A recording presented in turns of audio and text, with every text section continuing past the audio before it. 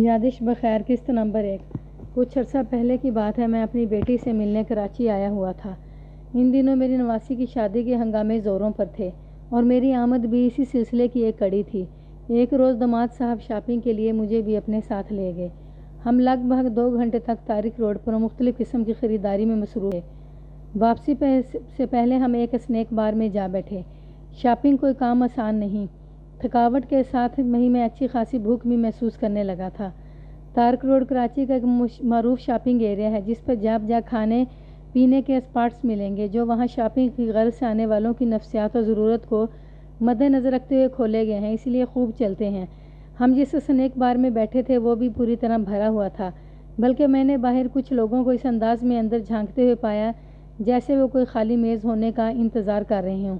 اس لیے جب ہم پیٹ پوجا سے فارغ ہوئے تو میں نے اپنے داماد سے کہا، اٹھو میاں اب چلتے ہیں، لگتا ہے ہمارے اٹھنے کا بڑی شدت سے انتظار کیا جا رہا ہے۔ میرے داماد نے ویٹر کو اشارے سے اپنے پاس بلایا اور بل کے بارے میں استفسار کیا تو وہ مسکین سی صورت بنا کر بولا، صاحب آپ کیوں میری روزی پر لات مارتے ہو؟ اس کی بات نے مجھے چونکنے پر مجبور کر دیا۔ کسی ویٹر سے بل کے بارے میں استفسار کرنے کا اس کی روزی پر لات مارنے سے کوئی تعلق نہیں نکلتا۔ میں نے اس کی طرف دیکھتے پوچھا، بیٹا یہ بات تم نے کیسی کی ہے؟ ہم تمہاری روزی کے کیوں دشمن ہوں گے؟ اس کی عمر 18 اور 20 کے درمیان رہی ہوگی۔ وہ مشکوک صحت کا مالک ایک عام سا نوجوان تھا۔ کھانے کے برتن سمیٹنے کے بعد اس نے میرے سوال کا جواب دیا، بڑے سیٹھ صاحب نے پیسے لینے سے منع کیا ہے۔ کون سیٹھ؟ بے اختیار میرے داماد نے پوچھا۔ ویٹر نے کاؤنٹر کی جانب اشارہ کر دیا۔ ہم اس وقت جس میز پر بیٹھے تھے وہاں سے کاؤنٹر ہمارے عقب میں پایا جاتا تھا، یعنی ہماری پشت اس سمت میں تھی۔ سیٹھ سے ویٹر کی مراد یقیناً اس اسنیک بار کا مالک تھا۔ میں فوری طور پر یہی سمجھا کہ سیٹھ سے میرے داماد کی کوئی شناسائی ہوگی، اس لیے اس نے ویٹر کو بل لینے سے منع کر دیا ہوگا۔ اپنے داماد کی تقلید میں مڑ کر میں نے بھی کاؤنٹر کی جانب دیکھا۔ لگ بھگ 50 سال کی عمر کا ایک شخص کاؤنٹر پہ بیٹھا ہماری جانب دیکھ رہا تھا۔ اس نے نظر ملتے ہی میرے ذہن میں ایک جھماکا سا ہوا، یوں محسوس ہوا جیسے میں نے اسے پہلے بھی کہیں دیکھا ہو۔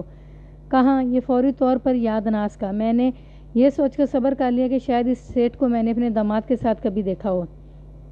میرے داماد نے کھڑے ہوتے ہوئے کہا، آئیں انکل اس سیٹھ سے بھی مل لیتے ہیں۔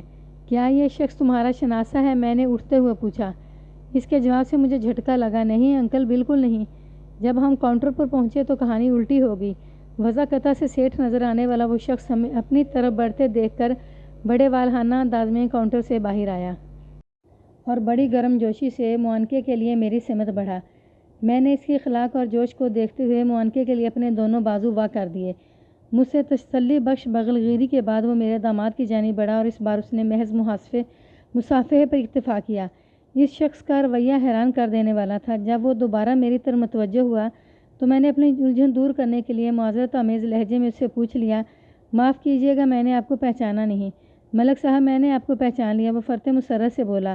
آپ صفدر صاحب ہیں نا؟ اوہ، میں ایک طویل سانس خارج کر کے رہ گیا۔ وہ بولا، ملک صاحب میں نے آپ کو ہوٹل میں داخل ہوتے ہی دیکھ لیا تھا، لیکن فوری طور پر کاؤنٹر چھوڑ کر آپ کے پاس نہ آسکا۔ آپ یہ رش دیکھ رہے ہیں؟ اس نے اسنیک بار کے اندر اور باہر موجود لوگوں کی جانب اشارہ کرتے ہوئے بات کو دھرا چھوڑا تو میں نے تعریفی انداز میں کہا، ماشاءاللہ تمہارا یہ اسنیک بار خوب چلتا ہے۔ پھر پوچھا، تمہارا نام کیا ہے؟ ابھی تک تم نے اپنا تعارف نہیں کرایا۔ شاید اس نے میرے سوال پر غور نہیں کیا، اپنی ہی دھن میں بولتا چلا گیا۔ اس کے لب و لہجے سے فوراً میں نے اندازہ لگا لیا اس کا تعلق پنجاب کے کسی علاقے سے تھا، لیکن باوجود کوشش کے بھی یاد نہ کر سکا کہ میں نے اس شخص کو پہلے کب اور کہاں دیکھا تھا۔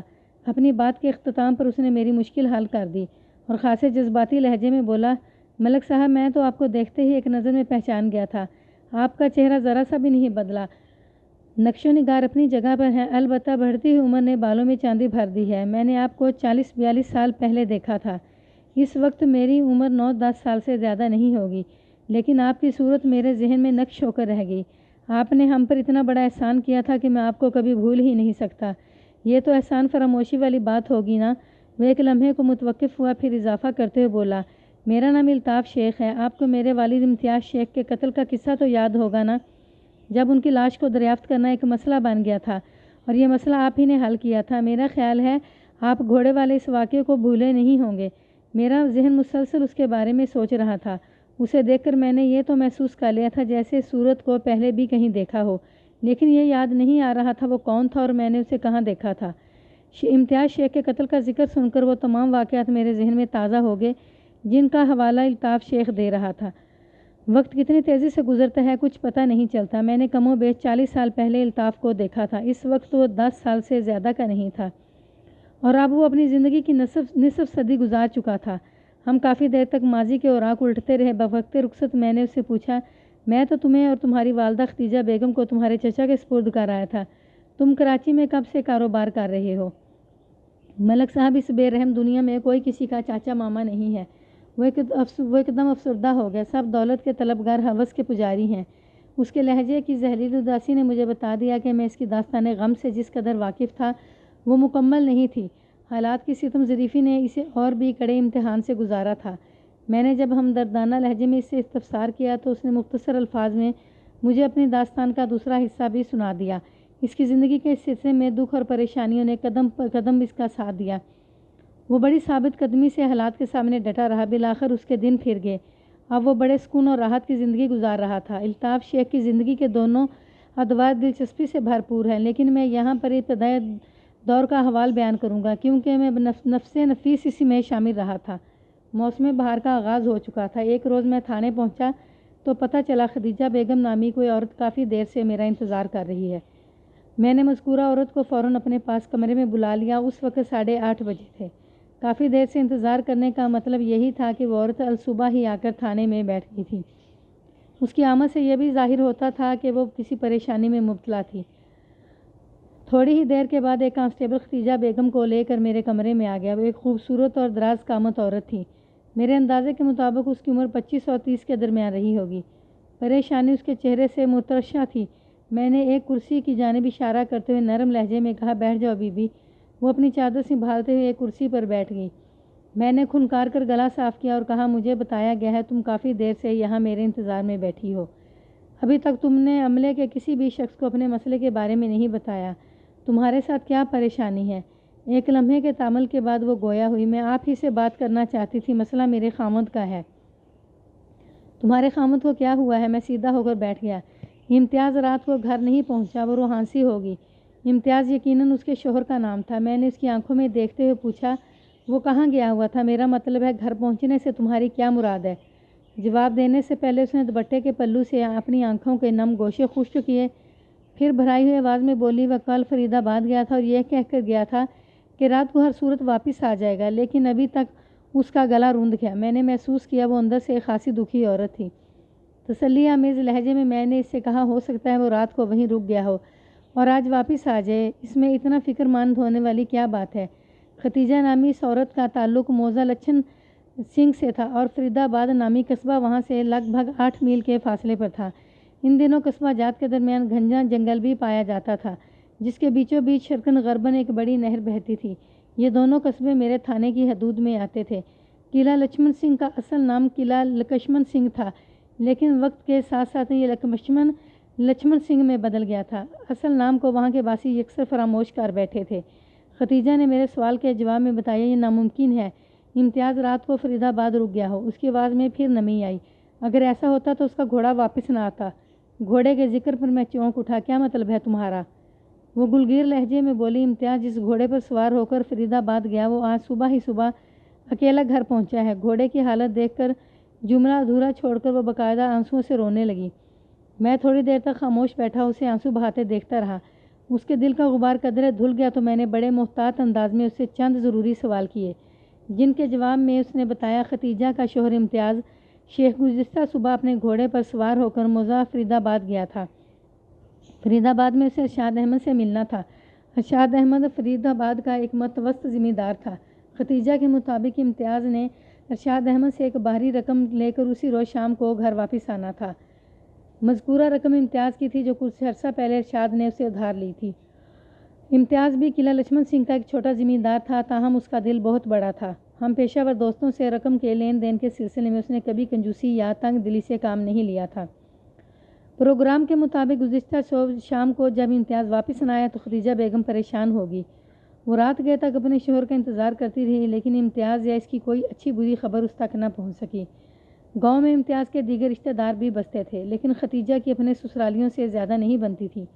لہٰذا اس نے امتیاز کے بارے میں کسی سے استفسار کیا اور نہ ہی ان میں سے کسی کو اپنی فکر مندی کے بارے میں بتایا۔ آج صبح جب امتیاز کا گھوڑا زخمی حالت میں گھر پہنچا تو وہ صورتحال سے گھبرا گئی۔ پھر وہ سیدھی میرے پاس چلی آئی تھی۔ تھانے آتے ہوئے بھی اس نے کسی کو اپنے ساتھ لانا ضروری نہ سمجھا۔ وہ اپنے 10 سالہ بیٹے الطاف کو گھر میں چھوڑ کر تھانے آئی تھی۔ اس کے خاموش ہونے پر میں نے استفسار کیا، گھوڑے کے زخموں کی نوعیت کیا ہے؟ وہ پوری طرح زخمی ہے تھانے دار صاحب، اس نے کمزور سی آواز میں کہا۔ اس کے جسم پر کسی تیر دھار آلے سے کئی کٹ لگائے گئے ہیں۔ مجھے تو حیرت اس بات پر ہے کہ وہ اس حالت میں گھر کیسے پہنچا۔ بولتے بولتے اس کی آواز بھیگنے لگی۔ جب امتیاز کے گھوڑے کا یہ حشر ہوا ہے تو پتہ نہیں میرے خامند کے ساتھ کیا سلوک ہوا ہوگا۔ کسی زخمی گھوڑے کا اپنے سوار کے بغیر گھر پہنچنا تو یہی ظاہر کرتا ہے کہ اس کے مالک کو کوئی سنگین حادثہ پیش آ گیا ہے۔ ختیجہ کی زبانی مجھے جو حالات معلوم ہوئے ان کی روشنی میں فوری طور پر یہی اندازہ لگا سکا کہ امتیاز پر کسی نے قاتلانہ حملہ کیا تھا۔ اس حملے کا نتیجہ کیا رہا، فی الحال اس بارے میں کوئی حتمی بات نہیں کی جا سکتی تھی۔ بہرحال یہ خاصی تشویشناک صورتحال تھی۔ میں نے ختیجہ سے کہا، کیا تمہیں یقین ہے امتیاز شیخ فرید آباد ہی گیا تھا؟ اس نے مجھے یہی بتایا تھا۔ اس نے جواب دیا، امتیاز جب بھی گاؤں سے باہر جاتا ہے تو مجھے اپنے پروگرام سے ضرور آگاہ کرتا ہے۔ اس سلسلے میں اس نے مجھ سے کبھی غلط بیانی نہیں کی۔ اور تمہیں اس بات کا بھی یقین ہے؟ میں نے اس کے چہرے پر نگاہ جماتے ہوئے سوال کیا کہ وہ فرید آباد میں ارشاد احمد سے ایک موٹی رقم لینے گیا تھا۔ اس رقم کے سوالات میں اپنی تفتیش کا رخ متعین کرنے کے لیے پوچھ رہا تھا۔ ختیجہ نے میرے استفسار کے جواب میں سر کو مثبتی جنبش دی تو میں نے مزید پوچھا، یہ ارشاد کس قسم کا بندہ ہے؟ میری کبھی اس سے ملاقات نہیں، اس نے بتایا۔ امتیاز اس کی تعریف کرتا ہے۔ تمہارا خامد ارشاد اس سے کتنی رقم لینے گیا تھا؟ میں نے ایک اہم سوال کیا۔ ختیجہ نے جواب دینے میں تھوڑا تامل کیا، پھر بولی 3000 روپے۔ اوہ! میں ایک طویل سانس خارج کر کے رہ گیا۔ اس زمانے میں 3000 ایک بڑی رقم شمار ہوتی تھی۔ جن دنوں سونا 80-90 روپے تولہ اور اعلیٰ درجے کی گندم 5 روپے من فروخت ہوتی ہو، آپ 3000 روپے کی قدر و منزلت کا بخوبی اندازہ لگا سکتے ہیں۔ وقت گزرنے کے ساتھ ساتھ انسان کے علاوہ روپے پیسے کی عزت و توقیر بھی جاتی رہی ہے۔ شاید انقلابات زمانہ اسی کو کہا جاتا ہے۔ میں نے ختیجہ سے پوچھا، امتیاز کی کسی سے دشمنی وغیرہ تو نہیں تھی؟ دیکھیں جی، وہ اپنی چادر درست کرتے ہوئے بولی، انسان کے جہاں 10 دوست ہوتے ہیں وہ ایک آدھ دشمن بھی ضرور ہوتا ہے۔ مگر آپ یہ بات کیوں پوچھ رہے ہیں؟ میں نے اس کے استفسار کو نظر انداز کرتے ہوئے پوچھا، زخمی گھوڑا کہاں ہے؟ اس نے جواب دیا، گھوڑا ادھر گھر پر ہی ہے۔ پھر اپنے سوال کو دہراتے ہوئے پوچھنے لگی، تھانے دار صاحب، آپ نے امتیاز کے دشمنوں کے بارے میں کیوں بات کی ہے؟ خدا نخواستہ۔ وہ جملہ نامکمل چھوڑ کر متوحش نظر سے مجھے تکنے لگی۔ میں نے ٹھہرے ہوئے لہجے میں کہا، دیکھو ختیجہ بیگم، زخمی گھوڑے کا امتیاز کے بغیر اکیلے ہی گھر پہنچنا اس امر کی طرف اشارہ کرتا ہے کہ تمہارا شوہر کسی سنگین حادثے کا شکار ہو گیا ہے۔ اس لیے میں جاننا چاہتا ہوں کہ اس نے کوئی دشمنی تو نہیں پال رکھی تھی۔ حادثے کا ذکر سن کر اس کی پریشانی میں کئی گنا اضافہ ہو گیا۔ بکھری ہوئی آواز میں بولی، تھانے دار صاحب، آپ ڈرانے والی باتیں نہ کریں۔ میں امتیاز کے کسی ایسے بدخواہ کو نہیں جانتی جو وہ اپنے شوہر کو پہنچنے والے کسی نقصان کا ذکر کرتے ہوئے بے پناہ خوفزدہ تھی، اس لیے جملہ ادھورا چھوڑ کر خاموش ہوگی۔ میں نے اس کا ذہن بٹانے کی خاطر کہہ دیا، تم فکر نہ کرو ختیجہ، میں تمہارے شوہر کو تلاش کرنے کی پوری کوشش کروں گا۔ فی الحال میں اس زخمی گھوڑے سے ملاقات کرنا چاہتا ہوں جس پر سوار ہو کر امتیاز کل فرید آباد گیا تھا۔ اس نے متذبذب انداز میں مجھے دیکھا اور بولی، گھوڑے سے ملاقات؟ لفظ ملاقات نے شاید اس کے ذہن کو الجھا دیا تھا۔ میں نے وضاحت کرتے ہوئے کہا، میں تمہارے گھر جا کر زخمی گھوڑے کا جائزہ لینا چاہتا ہوں۔ وہ جلدی سے بولی، ٹھیک ہے، آپ آئیں میرے ساتھ۔ میں نے ختیجہ کو باہر بیٹھنے کے لیے کہا اور AS مراد کو اپنے کمرے میں بلا لیا۔ میں مراد کو اپنے ساتھ ختیجہ کے گھر تک لے کر جانا چاہتا تھا۔ وہ جب میرے پاس آیا تو میں نے اسے ضروری تیاری کی ہدایت کی۔ تھوڑی ہی دیر میں مراد نے روانگی کا بندوبست کر دیا۔ جب ہم تھانے سے باہر نکلے تو ہمارے لیے وہاں ایک تانگا موجود تھا۔ اس تانگے کا انتظام ASI مراد نے کیا تھا۔ میں ASI کے ساتھ تانگے کے اگلے حصے میں سوار ہو گیا اور ختیجہ کو پیچھے بیٹھنے کے لیے کہا۔ وہ تانگے کے پائیدان پر قدم رکھتے ہوئے ٹھٹک گئی، پھر ہراساں نظر سے ایک طرف دیکھنے لگی۔ میں نے اس کی نگاہ کا تعاقب کیا اور ایک تانگا میری نظر میں آ گیا۔ ختیجہ یک ٹک اسی تانگے کو دیکھ رہی تھی جو مخالف سمت سے اب ہمارے قریب پہنچ چکا تھا۔ میں نے اسے مخاطب کرتے ہوئے کہا، ختیجہ کیا بات ہے، تم تانگے پر سوار کیوں نہیں ہو رہی؟ یہ لوگ یہاں بھی پہنچ گئے، اس نے بدستور دوسرے تانگے کی جانب دیکھتے ہوئے جواب دیا۔ میں نے سوال کیا، یہ کون لوگ ہیں؟ تم انہیں دیکھ کر رک کیوں گئی ہو؟ مذکورہ تانگے میں 2 افراد کوچوان کے علاوہ سوار تھے۔ اس نے میرے سوال کا جواب دیتے ہوئے کہا، یہ میرا چھوٹا دیور ممتاز شیخ ہے۔ پتہ نہیں یہ یہاں کیا لینے آیا ہے، اسی سے پوچھ لیتے ہیں، تم کیوں فکر کرتی ہو؟ میں نے تسلی آمیز لہجے میں کہا۔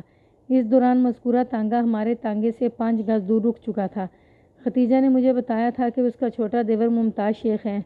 میں نہیں جانتا تھا ان 2 افراد میں ختیجہ کا دیور کون ہے، تاہم تانگا رکنے کے بعد ان میں سے ایک نیچے اترا اور تیزی سے ختیجہ کی جانب بڑھ گیا۔ وہ ایک خوش پوش اور جوان شخص تھا۔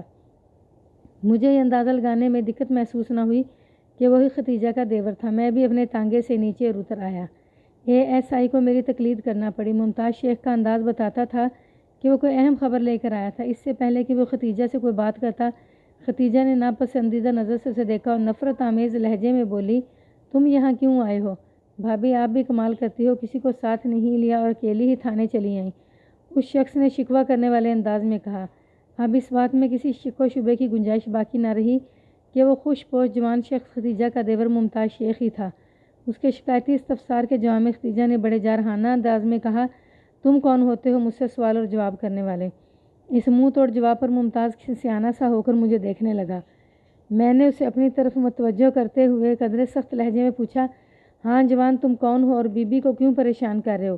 وہ گڑبڑا گیا اور جز بز کرتے ہوئے بولا، جناب یہ میری بھابھی ہے، بھائی صاحب امتیاز کی بیوی۔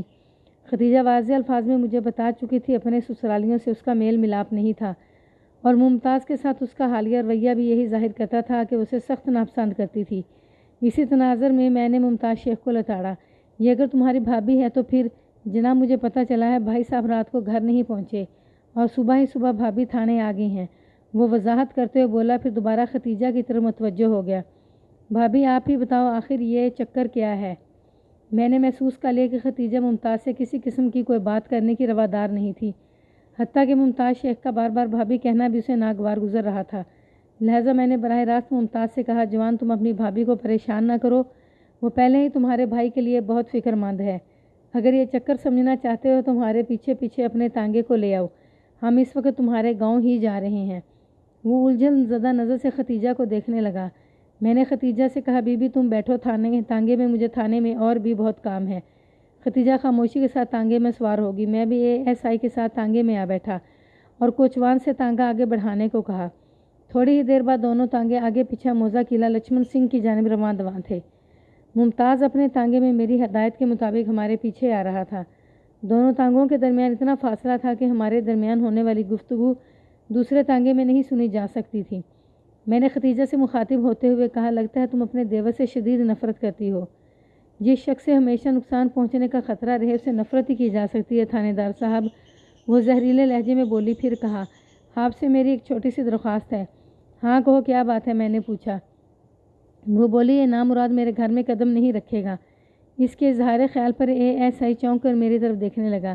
یہ ایک اتفاق تھا کہ ختیجہ کا کہا ہوا جملہ حسب منشا طنزیہ انداز میں ASI پر بھی فٹ کیا جا سکتا تھا، کیونکہ ASI کا نام مراد تھا، لیکن ختیجہ کی نیت میں ایسی کوئی بات نہیں تھی۔ اس نے ASI مراد پر کسی قسم کا کوئی طنز نہیں کیا تھا۔ وہ بیچاری تو ASI کے نام سے بھی واقف نہیں تھی۔ نام مراد سے اس کا سیدھا سادہ اشارہ ممتاز شیخ کی طرف تھا۔ میں نے ختیجہ سے کہا، تم اپنے گھر کی مالک ہو، جس کو چاہو اندر داخل ہونے کی اجازت دو اور جس کو چاہو باہر ہی روک دو، یہ سب تمہاری مرضی پر منحصر ہے۔ اس نے ایک بوجھل سانس خارج کی اور سان مندی سے بولی، آپ کا بہت بہت شکریہ۔ چند لمحے خاموش رہنے کے بعد میں نے اس سے استفسار کیا، ختیجہ بی بی تم اپنے دیور ممتاز شیخ سے اس قدر خفا کیوں ہو؟ یہ ایک لمبی چوڑی داستان ہے جناب، وہ ٹالنے والے انداز میں بولی۔ پھر کبھی فرصت میں سناؤں گی، پہلے آپ میرے خاوند کا مسئلہ حل کریں۔ ایک لمحے کے توقف کے بعد وہ اداس لہجے میں بولی، بس اتنا سمجھ لیں تھانے دار صاحب، آج تک مجھے اپنے سسراوالوں سے کوئی سکھ نہیں ملا۔ میں خاموشی سے اس دکھی عورت کے بارے میں سوچنے لگا۔ بعض لوگوں کے چہرے ایسے ہوتے ہیں جنہیں دیکھتے ہی ایسے لگتا ہے کہ وہ دوسروں کے ظلم و ستم کا شکار ہیں۔ ایسا ہو یا نہ ہو، تاہم ان کے چہروں سے یہی ظاہر ہوتا رہتا ہے۔ اس کے ازلی مظلوم چہروں کی الگ بات ہے، لیکن ختیجہ جیسی خوبصورت اور طرح دار عورت کو دکھی اور ملول دیکھنا واقعی بڑے دکھ اور افسوس والی بات ہے۔ ان لمحات میں ختیجہ کے لیے اپنے دل میں بے پناہ ہمدردی محسوس کر رہا تھا۔